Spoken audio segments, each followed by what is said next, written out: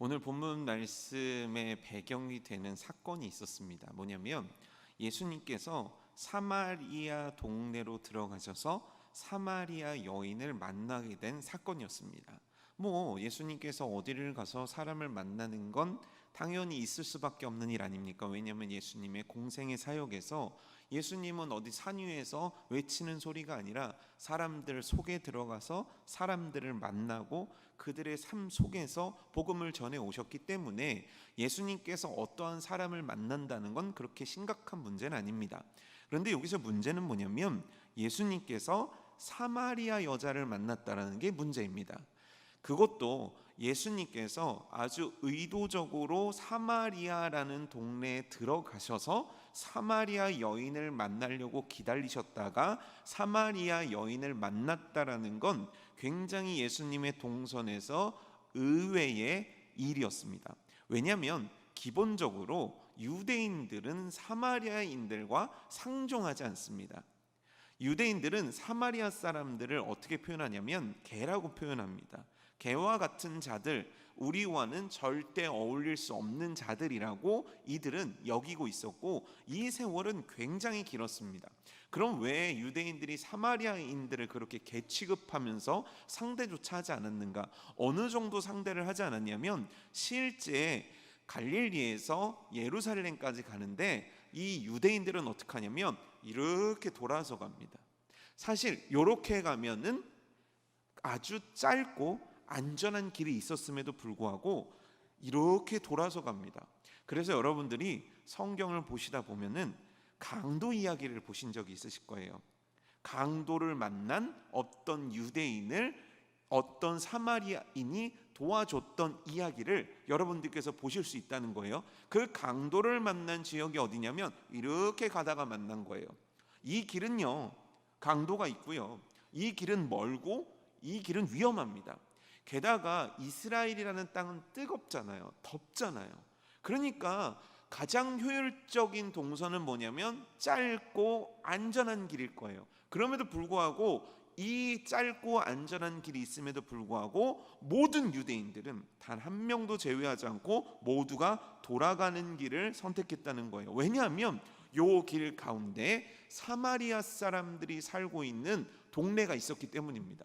아니 아무리 그 사람이 싫어도, 아무리 그 사람들이 내 마음에 들지 않아도 가장 효율적인 길이 있다면 그 길을 선택하는 것이 사람일진데 얼만큼 싫으면 그 땅을 밟기조차도 싫었을까요?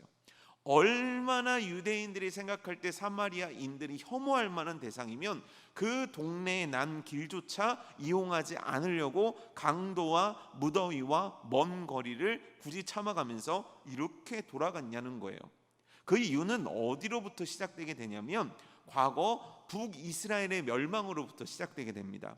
솔로몬 이후에 이스라엘은 북이스라엘과 남유다로 나뉘게 됩니다. 그런데 북이스라엘이 먼저 멸망을 합니다. 어디로부터, 어느 나라로부터 멸망하게 됐냐면 성경 속에 아수르라고 기록된 나라가 이 북이스라엘을 멸망시켜 버립니다. 그렇게 멸망시킨 다음에 아수르가 한 일이 뭐냐면 북이스라엘 가운데 재주 있고 능력 있고 귀족 가문에 괜찮은 사람들을 다 데리고 가버립니다. 그들이 다 데리고 아수르가 지정한 어떤 지역에 머물러 살도록 만들어버려요. 왜 이런 정책을 하냐면 괜찮고 똑똑하고 힘 좋고 능력 있는 사람들이 이 땅에 남아 있으면 아수르에 대해서 반란을 일으킬 수 있기 때문이에요. 그래서 반란을 못 일으키게 하려고 다 쓸만한 사람들은 데리고 가고 이 땅에는 누구만 남아 있었냐면 가난하고 병들고 나이 많고 그들 생각에 쓸모없다고 생각한 사람들이 그 북이스라엘 땅을 차지하고 있었던 거예요. 그래서 역사를 보면 아수르가 이 땅 때문에 골치를 앓았다고 해요. 왜냐하면 뭔가 도와주지 않으면 자생할 수 없을 정도로 괜찮은 뭔가가 남아있지 않도록 만들어놨기 때문이라는 거죠. 그런데 시대가 점점점 흐르면서 이 북이스라엘 땅에 남아있는 비루한 유대인들을 더불어서 이곳의 사람들이 이주해서 살기 시작합니다. 그들은 뭐냐면 포로들, 전쟁 가운데 갈 곳 없는 사람들, 이런 사람들이 그 땅으로 모여들기 시작하는 거예요. 이 사람들이 어떤 사람들입니까? 유대인일까요? 이방인들일까요? 이방인들이 몰려들기 시작하는 거예요. 그러니까 어느 순간 유대인만 모여서 살던 북이스라엘 땅에 남아있는 유대인들과 더불어 외국에서 들어온 이방인들이 살게 되니까 이들 사이에서 어떤 결과가 일어나게 되냐면 서로 결혼을 하기 시작하는 거예요. 이방인과 유대인 사이에서 결혼을 하면서 혼혈족이 생기기 시작하는 거예요. 그런데 문제는 뭐냐면 그 당시의 남유다, 그 당시에 바벨론에 의해서 멸망하고 난 다음에 유대인들의 강력한 생각 하나가 뭐였냐면 절대 무슨 일이 있어도 유대인들은 이방인들과는 결혼하면 안 돼. 이게 굉장히 강하게 자리를 잡은 거예요. 왜냐하면 이들이 바벨론 포로로 끌려가요. 남유다가 멸망해서 포로로 끌려가다 보니까 생각을 하게 된 거예요. 왜 우리가 이렇게 되었는가? 왜 우리의 성전은 무너지고 왜 우리의 성벽은 무너지고 왜 그토록 하나님께서 택하셔서 선민이라고 지정하신 우리가 이와 같이 비참한 꼴이 되었는가? 이걸 생각하다 보니까 어디로 거슬러 올라가게 됐냐면 솔로몬이 생각난 거예요. 솔로몬이 무슨 죄를 저질렀지? 다윗은 그렇지 않았는데 솔로몬이 저지른 죄는 뭐지? 그래, 이방 여자들과 결혼했어. 우상을 갖고 오기 시작한 거야. 거기서부터 이스라엘엔 문제가 생긴 거야. 그리고 보니까 우리 민족에게 하나님이 요구하시는 게 있었어. 그거는 뭐냐면 이방 여인과 결혼하지 말아라. 이방 민족과 결혼하지 말아라. 왜냐하면 이 결혼을 통해서 우상을 섬기는 문화들이 너희들을 오염시켜버리고 너희들과 나와의 관계를 끊어버릴 거고, 그래서 결국 하나님을 버리게 될 거라는 게 그게 말씀 속에 나와 있던 거예요. 그래서 여러분 느헤미야서라든지 이런 걸 읽어보게 되면 어떤 부분이 있냐면 그들 중에 정신 못 차리고 바벨론에서 이제 예루살렘에 와서 막 성벽을 만드는데 그때 정신 못 차리고 유대인 남자들이 어떻게 하냐면 이방 여자들을 첩으로 삼거나 이방 여자들과 결혼을 하거나 그래서 자식을 낳고 사는 경우가 막 있었다는 거예요. 그래서 느헤미야가 어떻게 하냐면 다 모여, 너희들 어떻게 정신 안 차릴래? 너네들 하나님이 하지 말라는 거 왜 하고 있어? 그러니까 너희 지금 아내로 삼았던 이방 여자들 다 내쫓아, 그 자녀들도 다 내쫓아 명령을 한단 말이에요. 그리고 유대인들은 그 말씀에 순종해서 자기의 자녀와 자기가 아내 삼았던 모든 가족들을, 이방인들을 다 내쫓아 버린단 말이에요. 그런데 그런 상황 속에서 절대 유대인들은 혈통을 지켜야 돼, 이방인들과 만나면 안 돼, 이걸로 똘똘 뭉친 이 유대인들 입장에서 사마리아 사람들은 어떻게 보였을까요? 유대인인데 이방인과 결혼해서 우리의 피를 더럽힌, 차라리 이방인보다도 훨씬 더 악한 자들로 유대인들은 생각할 수밖에 없었다는 거예요. 이해가 되십니까? 그래서 이들은요 절대 사마리아인과 상종하려고 하지 않았고, 이들은 절대 그들을 유대인이라고 인정하지도 않았고, 그리고 그 땅을 밟는 것조차도 혐오스럽게 여길 정도로 유대인들, 자신들의 혈통을 지켜온 자신들은 저들을 사람 취급하지 않았던 것, 이게 이어져서 예수님 때까지 이어지게 되었다는 거예요. 근데 문제는 뭐냐면 이들은 사마리아 사람들을 유대인이라고 인정하지 않는데 사마리아 사람들은 스스로를 유대인이라고 생각할까요? 안 할까요? 조선석 집사님 어떠세요? 생각할까요? 생각 안 할까요? 해요. 스스로는 유대인이고 싶은 거예요. 그래서 이들이 어떤 요구를 하냐면 우리도 예루살렘 성전에 가서 예배드리게 해줘. 왜냐하면 이제 앞으로도 다루게 되겠지만 유대인들에게 있어서 제사는 그냥 우리가 드리는 예배의 개념보다 훨씬 더 중요한 개념입니다. 우리의 예배도 중요하지만 뭐냐면 제사를 드려야, 쉽게 얘기하면 구원받는 거예요. 제사를 드려야 죄사함을 받는 거예요. 제사를 드려야 하나님의 백성과 하나님의 자녀로 인정을 받을 수 있는 거예요. 그런데 그 제사는 예루살렘에서 드려야 된다는 것을 사마리아인들도 알고 있다는 거예요. 그런데 유대인들이 예루살렘으로 오는 것을 받아줍니까? 안 받아줍니까? 절대 안 받아들여주죠. 느헤미야서를 보게 되면 이 사마리아인들이 어떻게 하냐면 와서 느헤미야가 요구 하나를 합니다. 우리 성벽 쌓는 거 같이 좀 합시다. 우리 당신들하고 같은 민족 아닙니까? 우리 좀 같이 좀 합시다. 그때 느헤미야가 이걸 허락할까요? 허락하지 않을까요? 허락하지 않아요. 왜요? 너네는 말씀을 지키지 않은 자들이야. 이건 순수한 유대인들만이 하나님의 명령에 따라서 해야 되는 일이야. 그래서 성벽을 쌓는 것조차도 허락을 하지 않는다는 거예요. 그러니 당연히 제사 드리러 가는 걸 허락했겠냐는 거예요. 그런데 이 사마리아 사람들은요, 유대인이라고 자기를 생각하고 하나님한테 예배 드려야 된다라고 생각을 하고 있고 그렇게 하기를 원했단 말이에요. 그래서 어떻게 했냐면 그리심산이라는 곳에다가 나름 자신들이 알고 있었던 유대인의 전통 플러스 이방인의 제사법들을 갖고 와가지고 혼합 종교 형식의 제단을 만들어요. 그리고 자신들은 이곳에서 하나님 앞에 예배 드린다라고 스스로가 생각하고 스스로가 믿고, 아니 믿었다기보다는 믿기 원하고 있었던 거죠. 그래서 그 전통들이 계속 예수님 때까지 이어져 내려오고 있었다는 거예요.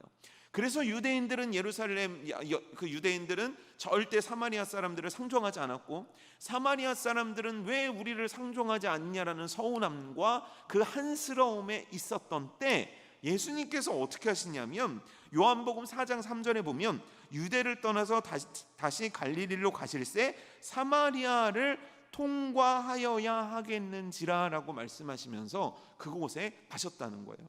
내가 반드시 사마리아 땅에 가야만 하겠어, 그 땅을 거쳐서 목적지에 가야만 하겠어라고 예수님께서 강력한 의지로 그 땅에 가셨다는 거예요. 그리고 그곳에서 사마리아 여인을 만나고자 하셨다는 거예요. 왜 만나려고 하셨을까요? 예수님은 지금 무슨 일을 하려고 하셨을까요? 그 당시의 사람들은, 유대인들은 사마리아 사람들을 영적인 문둥병자들이라고 생각했다는 거예요.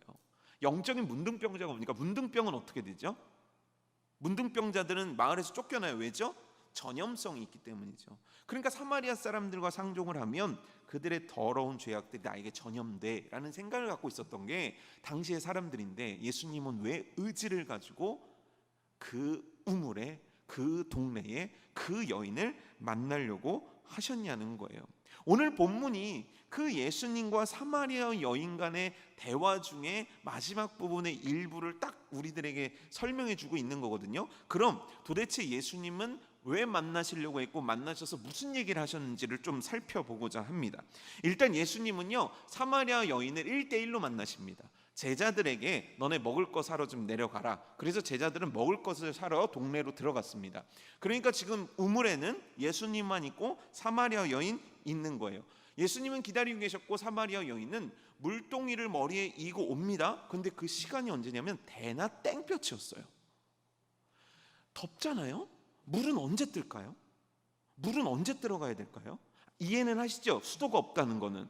그러니까 우물까지 와가지고 물을 떠야 되는데, 자, 여러분들 같으면은 물을 언제 들어가시겠습니까? 선선할 때. 그럼 언제 선선해요? 새벽, 늦은 저녁, 그렇죠? 근데 사마리아 여인은 뜨거운 태양볕에 이 물동이를 가지고 왔단 말이에요. 자, 그러면 감정을 여기서 좀 이입해봐요. 사마리아 여인의 기분은 좋았을까요? 나빴을까요? 아니, 이 정도 감정은 있으시잖아요. 기분이 좋았을까요? 나쁠까요? 지금 너무 나쁜 거예요. 왜요? 이 더운 날씨에 왜 목이 마른 겁니까? 이 더운 날씨에 나는 왜 여기를 와야만 하는 겁니까? 그래서 씩씩거리며 왔다는 거예요. 근데 왔는데 예수님께서 뭐라고 갑자기 그 여인에게 말을 거는데 물을 좀 달라고 하시는 거예요. 사마리아 여인이 딱 보면서 예수님한테 얘기합니다. 예수님, 예수님인지 모르고, 아니 당신 딱 봐도 유대인인 것 같은데 왜 사마리아 여자 나하고 상종하려고 하십니까? 당신들은 우리를 상종하려는 사람이 아니잖아요.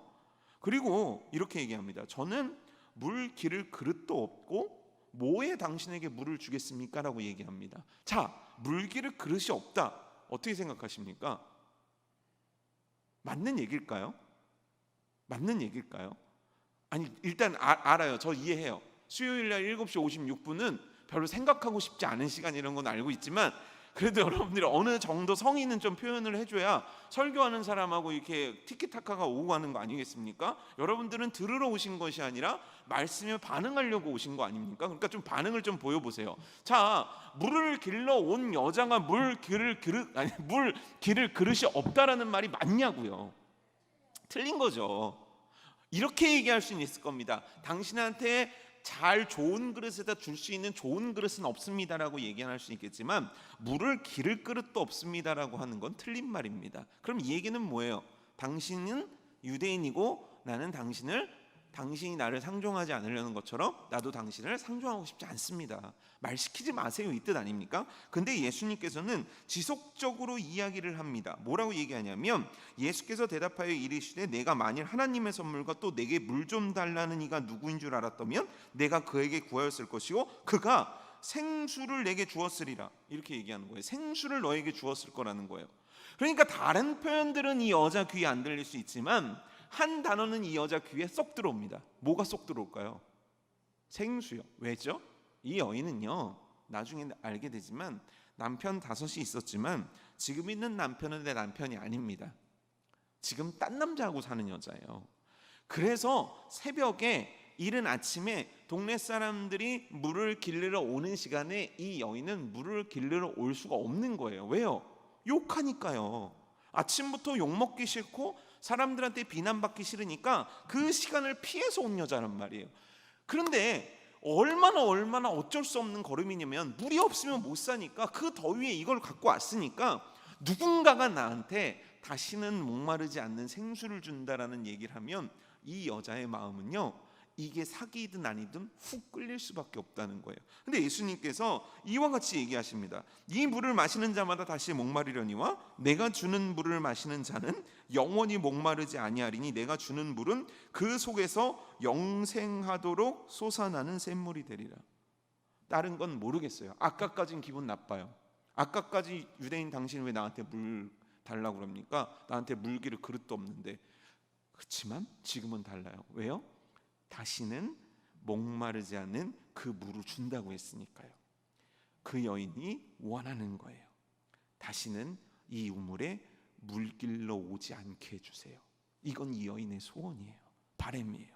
왜냐하면 이 지겨운 인생, 이 너무너무 언제 끝날지 모르는 목마른 인생이 그녀에게는 너무너무 지옥과 같았기 때문이에요. 그래서 여인이 어떻게 대답하냐면 15절 보면 여자가 이르되 주여 그런 물을 내게 주사 목마르지도 않고 또 여기 물길러 오지도 않게 하옵소서라고 얘기하는 거예요. 그 물을 나한테 좀 주십시오. 그래서 내가 다시는 여기에 물길러 오지 않게 좀 내 인생 좀 바꿔주십시오라고 얘기를 하는 거예요. 이제 여인은 물이라는 예수님이 니즈를 얘기해 줬을 때 그 필요성을 물고 드디어 예수님이 하시고자 하는 얘기로 쑥 끌려오게 된 거예요. 그러자 예수님께서 생각할 수도 없던 한마디를 하시는데 그건 뭐냐면 요한복음 4장 16절에서 18절인데 내 남편을 데리고 오라는 거예요. 여자가 얘기하는 거예요. 예수님, 난 남편이 없습니다. 그러자 예수님이 하시는 얘기예요. 맞다, 네 말이 맞네. 너 남편 없는 거 맞네. 너가 원래는 남편이 있었지만 지금 있는 남편은 내 남편이 아니잖아. 그러니까 너 지금 네가 하는 말이 옳도다라고 얘기하면서 그녀가 남편이 5명 있었다는 사실과 지금 있는 관계가 부적절하다는 사실과 그녀의 모든 과거에 대해서 예수님께서 이야기하시는 것을 듣게 되는 거예요. 그래놓고 이 여인은 깜짝 놀라게 됩니다. 그리고 어떤 반응을 보이냐면 19절 보면 주여 내가 보니 선지자로소이다 이렇게 얘기하는 거예요. 주여 내가 보니, 주님, 이게 뭐냐면 상대방을 높이는 말이거든요. 당신은 선지자시군요 라고 얘기하는 거예요. 선지자가 뭐 하는 사람이죠? 선지자는 하나님의 말씀을 그의 백성들에게 전하는 사람이거든요. 근데 선지자의 역할, 선지자가 하는 일들 속에는 기적을 일으킨다든가 엘리사처럼 이런 것들이 포함되어 있기 때문에 이 여인은 지금 이 앞에 있는 남자 예수님을 선지자로 인식하게 된 거예요. 왜냐하면 나의 과거를 전부 다 맞췄기 때문이에요. 사실 이 사마리아 여인에 대해서 말씀을 쭉 읽어보면 여기까지는 문제없이 읽혀집니다. 예수님이 사마리아 동네에 갔다 그 여인과 얘기를 주고받았다. 물 얘기를 꺼냈다. 그 여자가 물이라는 얘기에 눈이 갑자기 커졌다. 그래서 내가 영원히 목마르지 않는 물을 줄게, 그 물 좀 나한테 주세요. 그랬더니 갑자기 예수님께서 그 과거를 얘기했다. 과거가 맞았다. 그 여인이 당신은 선지자입니다 라고 인정했다. 여기까지는 전혀 문제가 없습니다. 그런데 우리가 말씀을 읽을 때 이 요한복음에서 4장에서 사마리아 여인과 예수님의 얘기를 나눌 때 가장 막히는 부분은 이제 여기예요. 이 여인이, 사마리아 여인이 당신이 정말 선지자입니다 라고 한다면 그 다음에 어떤 질문을 해야 되겠습니까? 그 다음에 내 과거를 맞췄으면 물어보고 싶은 거 있으실 거 아니에요. 뭐 물어보고 싶으십니까? 저기요, 제가 삼성전자 주식을 팔까요, 살까요? 내 자식을 무슨 공부를 시켜야 탁월해질 수 있을까요? 제가 지금 만나는 남편을 어떻게 하면 이혼시키고 나하고 결혼하게 만들 수 있을까요? 뭔가 물어볼 수 있는 것들이 많을 거예요. 그런데 우리가 이 말씀을 읽을 때 부닥치는 면 중에 하나는 뭐냐면 이 여인의 질문이 상당히 우리가 이해할 수 없는 이유의 질문을 했다는 거예요. 그게 뭐냐면 오늘 말씀이에요. 여자가 이르되 주여 내가 보니 선지자로 소이다까진 좋은데 20절에 뭐라고 얘기하냐면 우리 조상들은 이 산에서 예배하였는데 당신들의 말은 예배할 곳이 예루살렘에 있다 하더이다. 갑자기 예배라는 걸 갖고 온단 말이에요. 아니, 멀쩡하게 얘기를 하고 흐름상 병을 고쳐주세요, 내 인생 좀 바꿔주세요, 나를 제자 삼아주세요, 뭔가 이러면 매끄러울 것 같은데 이 여인은 갑작스럽게 예배에 대한 얘기를 끄집어낸다는 거예요. 왜 예배에 대한 얘기를 끄집어냈냐는 거죠. 몇몇 추로 추측할 수 있는 내용이 있는데 그 중에서 하나는 뭐냐면 당시 로마인 남자 수명이 50대 전후였습니다. 굉장히 짧게 살았던 거예요. 그러니 여자들의 여자들의 평균 그 수명을 생각해 보면 60 내외가 될 수 있었을 거예요. 또는 더 살 수도 있었겠죠. 하지만 그 인생 가운데 결혼을 5번 하고 실패했다는 건 이미 인생의 대부분을 다 날려먹었다는 뜻이죠. 그럼 이제 남은 인생 가운데의 여인의 관심은요, 무엇에 있게 되냐면 내 구원의 문제에 있었다는 거예요. 내가 이제 죽으면 난 어디로 갈 수 있습니까? 내가 이렇게 비참하게 살았는데 내 마지막까지 비참하게 가야 합니까? 내 인생 다시 좋은 남자 만날 수 있는 가능성은 없지만 나도 내 인생 한번 바꿔볼 수 없겠습니까? 이 간절한 바람이 이 여자에겐 있었을 거라는 거예요. 그럼 그 질문이 왜 예배냐는 거죠. 아까도 말씀드렸는데 이들에게 제사는요, 그냥 우리처럼 수요예배 드리는 개념이 아니에요. 제사를 드려야 죄 용서를 받아요. 제물을 드려야 돼요. 이들은요, 반드시 내가 지은 죄를 가지고 속죄제를 드려서, 속건제를 드려서 죄 사함을 받아야 돼요. 그러니까 이거를 못하면 나는 죄인이에요. 내가 이 예배를 드리지 못하고 이 제사를 드리지 못한다면 나는 하나님의 백성이 아니라는 거예요. 그렇다면 내가 일평생 한스럽게 살아왔던 인생도 너무너무 억울한데 나는 마지막까지 지옥에 떨어지는 인생이 될 수밖에 없다는 거예요. 이 여인은 그래서 지금 물어보는 거예요. 당신 정말 선지자 같은데 그럼 내가 물어볼게요. 내 영혼의 문제에 대해서는 대답해 보세요. 내가 앞으로 어떻게 돼야 될지에 대해서 좀 말씀해 보세요. 제가 예배 드리고 싶거든요. 제가 제사 드리고 싶거든요. 제가 속죄제를 드리고 싶거든요. 남편 5명을 얻은 이 죄악을 하나님 앞에 고하고 용서받고 싶거든요. 그래서 제가 천국 가고 싶거든요. 그런데 당신들이 하는 얘기는 뭐냐면 이곳에서 예배드리는 건 가짜라고 합니다. 그런데 예루살렘에 갈 수 있는 방법이 없습니다. 예루살렘에서 받아주지 않습니다. 그러니 나 정말 어떻게 합니까? 이 시간에 물길로 온 거 아시죠? 이 시간에 물길로 오는 내 비참한 인생은 어떻게 해결될 수 있겠습니까? 그러니 이 문제를 선지자시라면 당신이 비범한 사람인 걸 내가 알겠는데 그럼 이 문제를 내 인생 가운데 좀 해결해 주십시오라고 이야기하고 있는 거예요. 이 여인에게는 그냥 세련되고 생각이 깊어서 그냥 불쑥 예배 얘기 꺼낸 거 아니에요. 내 죽고 사는 문제가 여기 있는 거예요. 내 오늘에 가장 해결해야 될 문제가 바로 이 죄 사함, 죄 씻음, 하나님의 백성으로 인정받는 그 문제였기 때문에 이 여인은 이 질문을 한 거예요. 그런데 예수님은요, 여기서 굉장히 희한한 대답을 하시는 거예요. 그 대답이 뭐냐면 21절이거든요. 여자여, 내 말을 믿으라는 거예요. 일단 얘기하고 믿으라고 하지 않고 일단 믿어. 이건 뭡니까? 강조예요. 너 내가 하는 얘기 무조건 믿어. 잠깐 실망했니? 너 지금 인생에서 좌절하고 있니? 너 인생 속엔 가능성이 없다고 생각하니? 아니 이제부터 하는 내 얘기가 진짜야. 그러니까 지금까지 너가 들었던 얘기들 다 버려. 내가 이제서부터 하는 얘기를 너는 무조건 믿어야 돼. 그리고 하는 얘기가 뭐냐면 이 산에서도 말고, 여기서 이 산은 어느 산입니까? 그리심산. 사마리아 사람들이 나름의 혼합 종교 형식을 가지고 예배드렸던 그 산에서도 말고, 예루살렘에서도 말고 너희가 아버지께 예배할 때가 이르리라.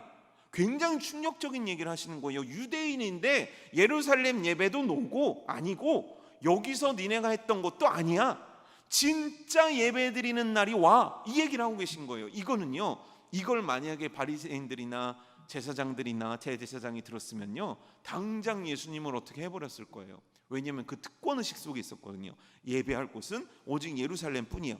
그런데 지금 예수님은 뭐냐면 예루살렘도 그리심산도 진짜 아버지께 예배할 때가 너희에게 올 거라는 거예요. 도대체 이 얘기가 뭡니까? 지금까지 있었던 예배들이 무너져 버리고 새로운 예배를 세우시겠다는 뜻이에요. 왜냐하면 이들의 질문 속에는 사마리아 여인의 질문과 유대인들이 갖고 있었던 생각의 공통점은 뭐냐면 예배 이코르 장소였단 말이에요. 우리말로 바꿔보면 예배 이코르 형식이었다는 거예요. 형식이 중요해요. 장소가 중요해요. 어딘가가 중요해요. 그래서 혈통이 중요해요. 그래서 이방인들은 구원받지 못해요. 이게 그들이 갖고 있었던 그 당시에 모든 하나님을 믿는다고 생각한 사람들이 갖고 있던 공통적인 생각이었단 말이에요. 근데 예수님은 그게 아니라는 거예요. 그럼 어떻게 되는 겁니까? 23절이에요. 아버지께 참되게 예배하는 자들은 영과 진리로 예배할 때가 오나니. 영과 진리로 너희가 예배할 때가 온다는 거예요. 이게 어떻게 오는 겁니까? 우린 잘 알고 있습니다. 예수님께서 십자가에 못 박혀서 죽으신 다음에 성전, 예루살렘 성전에는 한 번도 잊지 못한 어마어마한 사건 하나가 일어납니다. 그 사건은 무엇일까요?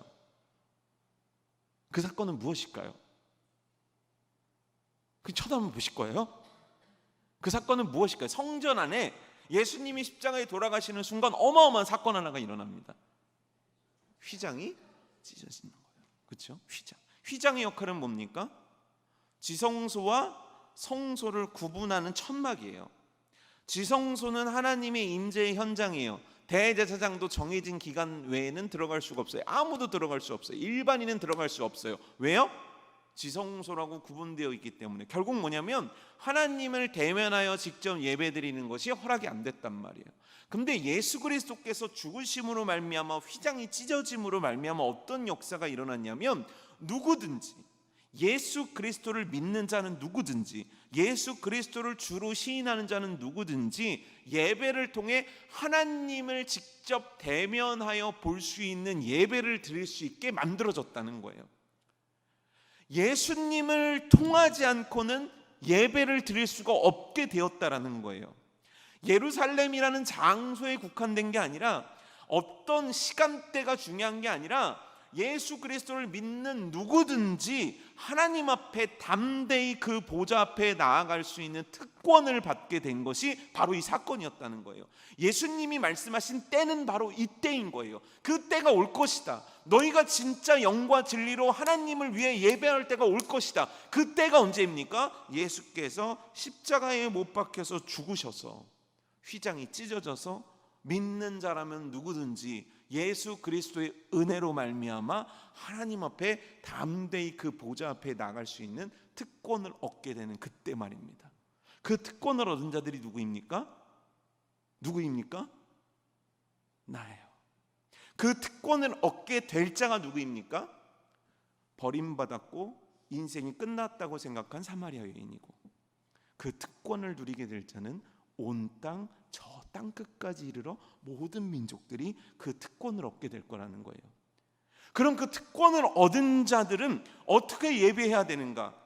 너희들이 장소와 형식에 국한되었던 예배가 아니라는 거예요. 이제 진짜 너희가 하나님과 너희 사이에 막힘이 없이 나로 인하여 열리게 되었으니 이제 하나님 앞에서는 이렇게 예배를 드려야 된다라고 그녀의 모든 생각을 무너뜨리고 우리들이 갖고 있던 모든 형식적인 것들을 깨부시면서 하시는 말씀이에요. 바로 영과 진리로 예배 드려야 된다는 거예요. 영이 뭡니까? 하나님을 믿는 우리 안에 계신 성령을 의미하는 거예요. 쉽게 얘기하면 뭐냐면 영으로 예배 드린다는 건 성령의 충만함으로 예배 드린다는 거예요. 성령의 충만함으로 예배 드린다는 것. 자, 그럼 생각을 해보십시오.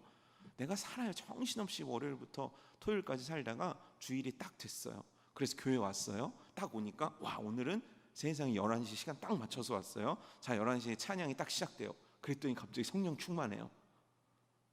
가능합니까? 가능하지 않습니까? 그럼 도대체 성령 충만은 어디부터 시작되는 겁니까? 놀랍게도요, 나의 매일입니다. 나의 매일의 일상이 성령 충만으로 다져지지 않으면 주일날 성령 충만한 예배를 드릴 수가 없는 거예요. 내 안에 계신 성령께서 영과 영으로 예배드리기 위해서는 내게 필요한 것은 성령 충만함으로 예배드리는 것인데, 월요일부터 토요일까지 하나님과는 아무 상관없이 살다가 주일날 딱 와갖고 성령 충만하면 갑자기 팍 에너지가 채워지는 게 아니라고요. 그래서 예배가 공허한 겁니다. 그래서 성령님의 도우심과 성령님과 함께 예배를 드리지 않기 때문에 예배를 드려도 형식적인 어떤 거는 내 머리와 감정 속에 남는데, 드렸다라는 도장을 찍은 거 출석 체크는 남는데 도대체 오늘 수업에서 뭘 들었나? 내 마음속에 무엇이 채워졌나? 내 마음속에 기쁨이 있는가? 이건 없는 거예요. 어느 순간인가 주일은 형식적이 되는 것이고요, 어느 순간 주일은 아침부터 저녁까지 일하느냐 피곤한 날이 되는 거예요. 주일날 하나님께서 주시는 기쁨, 하나님을 만나는 환희, 하나님으로부터 주어지는 그 놀라운 성령의 감동은 내게서 없는 거예요. 그래서 예배는 메말라가고 예배는 건조해지고, 그러다 보면 우리들에게 중요해진 게 있는데 그건 뭐냐면 시간 지켜야 되고 장소 지켜야 되고 형식 지키는 것밖에 남지 않는 거예요. 그래서 그렇게 한국교회가 형식에 목을 매는 거예요. 그래서 그렇게 예배 순서에 목을 매는 거예요. 그게 너무너무 중요한 거예요. 어느 순간 예수님께서 다 무너뜨려버린 휘장을 우리가 꼬매고 있는 역할을 하고 있는지도 모른다는 거예요. 예수님께서 우리들에게 말씀하신 거예요. 그때가 지금이라는 거예요. 이때 우리가 예배드려야 될 모습은 성령의 충만함으로 하나님 앞에 영으로 예배드릴 수 있는 것이 우리의 예배여야 한다는 거예요. 여러분, 예배의 기쁨 있으십니까? 예배를 드리고 나면 여러분 가운데 환희가 있으십니까? 내가 비록 힘들고 어렵지만 사는 것이 이 예배만 드리고 나면 무슨 어디서 영양제 맞은 것처럼 막 힘이 불끈불끈 쏟으십니까? 하나님을 만났다는 기쁨이, 하나님과 함께한다는 그 즐거움이, 하나님께 내 신앙과 내 사랑을 고백했다라는 그 행복이 가득합니까? 여러분, 연애할 때 생각해 보면 그렇잖아요. 너무 오래전 일이라 생각이 안 나시거나 아니면 연애를 기다리고 계신 분들도 있겠지만, 보통 연애를 하고 좋을 때는요, 그 여운이 깁니다. 여운이 얼마나 기냐면 여자친구 집에 데려다 주고 그리고 거기서 헤어지기가 아쉬운 거예요. 왜요? 이성적으로 생각하면 빨리 끝내고 집에 가서 발 닦고 자야 되는데, 지금 내 돈 쓰고 너무 피곤한데, 그래서 헤어지기가 아쉬우니까 그럼 집에 갈 때 전화할게. 그리고 바로 전화해가지고 계속 전화 제발 좀 알아야 되는데 전화를 막 하고, 그리고 집에 가서도 이 수화기를 얼굴에다 올려놓고 화상 입을 때까지 그러고 있는 거예요. 아니, 이성적으로 생각하면 빨리 자고 일어나서 내일 아침에 회사 출근할 생각만 하면 정말 지겨워도 죽겠는데, 근데 생각을 해보십시오. 만약에 그 남자분이, 그렇게 사랑에 빠진 남자분이 직장에서 새벽 2, 3시까지 일 시켰다고 그래봐요. 그렇게 할 수 있겠습니까? 우리들의 예배에 그 긴 여운이 있냐는 거예요. 우리들의 예배에 그 행복이 있냐는 거예요. 어느 순간 지켜야 되니까 지키는 것이 돼버린 예배는 우리들에게 그 감격과 감동을 앗아가 버리는 거예요. 예수님께서 원하시는 건 그거예요. 형식이 아니라 성령으로 예배드리는 너희들이 되어야 된다는 거예요. 그런데 중요한 건 뭐냐면 그 다음입니다. 영과 플러스 진리로 예배드리라는 거예요. 제가 그 상담을 받은 게 있는데 고1이래요, 자녀가. 사춘기라는 거예요. 무슨 사춘기가 끝이 안 나는 거죠. 중2도 사춘기고 고1도 사춘기고 20살 먹어도 사춘기라고 그러고 이제 50 드셔도 오춘기라고 그러시더라고요. 전bütün 인간은 그런 것 같아요. 사춘기래요. 근데 코로나 기간 동안 교회를 가서 예배 드리는 게 금지가 됐었으니까, 멈춰져 있었으니까 예배를 드리지 못하다가 이제 이 아이가 교회를 나올 수 있는 상황이 된 거예요. 근데 아이가 교회에 가서 예배 드리기를 싫어한다는 거예요. 그래서 집에서 온라인으로 예배 드리기를 부모한테 허락을 해달라고 얘기를 했대요. 그래서 그 부모님이 어떻게 하면 좋겠냐라고 저한테 질문을 해온 거예요. 저는 어떻게 대답을 해야 될까요? 여러분, 이게 맞는 겁니까? 틀린 겁니까? 어떤 경우에서는요, 온라인 예배를 드릴 수밖에 없는 분들도 계십니다. 몸이 편찮으시다든가, 또 교회 올 수 없는 어떤 환경과 상황 속에 계신 분들에게 온라인은요 진짜 단비 같은 걸 수도 있어요. 하지만 중요한 거는 뭐냐면, 올 수 있는데, 얼마든지 올 수 있는데, 내가 내 편의를 선택하는 순간 그거는 진리로 예배드리는 것이 아니라는 거예요. 진리로 예배드린다는 것, 이건 뭐를 뜻하냐면 하나님이 나에게 허락하신 방법대로 예배를 드리라는 거예요. 내가 원하는 형식, 내가 원하는 시간, 내가 원하는 방법으로 예배 드리는 건 그건 네 맘이지 하나님이 받으시는 게 아니라는 거예요. 하나님이 원하시는 예배는 뭐냐면 하나님이 정해놓은 룰에 따라서 지켜지는 예배를 하나님은 받으시겠다는 거예요. 근데요, 놀랍게도 성경을 보게 되면 예배에 대해서 굉장히 독특한 표현 몇 가지가 하시는데, 첫 번째는 뭐냐면 나아온다라는 표현을 써요. 예배, 주께 나와. 새벽 이슬 같은 청년들이 주께로 나아오는 도다. 나아오는 게 예배라는 거예요. 내 방구석에 틀어박혀서 내 스케줄에 맞춰서 하나님 오세요가 예배가 아니라 내가 하나님 앞에 나아가는 것이 예배의 기본이라는 거예요. 그리고 또 하나는 뭐냐면, 그 시편의 수많은 가사들 속에 표현된 건 뭐냐면 함께와 모여예요. 성경은요, 찬양하여라, 함께 모여 찬양하라는 거예요. 그들이 모여서 수고스럽게 예루살렘까지 와서 예배드리기를 하나님께서는 원하고 계시다라는 거죠. 그럼 예배는 뭐냐면 내가 내 편한 대로 내가 원하는 장소에서 내가 원하는 시간에 하는 것이 예배가 아니라, 하나님께서 정하신 시간에 하나님께서 원하시는 형식과 하나님께서 원하시는 곳까지 와서 내 시간과 물질과 내 정성을 희생하며 드리는 것이 예배의 기본이라는 거예요. 근데 어떤 유명한 연예인분이 그런 얘기를 하시더라고요. 토요일까지 늦게까지 가족들하고 파티하고 논 다음에 주일날 일어나는 시간을 봐서 예배를 간다는 거예요. 무슨 얘기인가 이렇게 봤더니 대형 교회니까 아침 7시부터 저녁 7시까지 예배가 있는 거예요. 그러니까 내가 선택을 하는 거예요. 그냥 오늘은 늦게 일어나고 컨디션도 좀 그러니까 5시 예배 좀 가볼까? 식당 예약이 뭐라고? 6시라고? 그러면 4시에 예배 드리고 가야 되겠네? 이런 식으로 하나님 앞에 드리는 예배를 내 편의와 내 생각으로 막 바꿔버리는 거예요.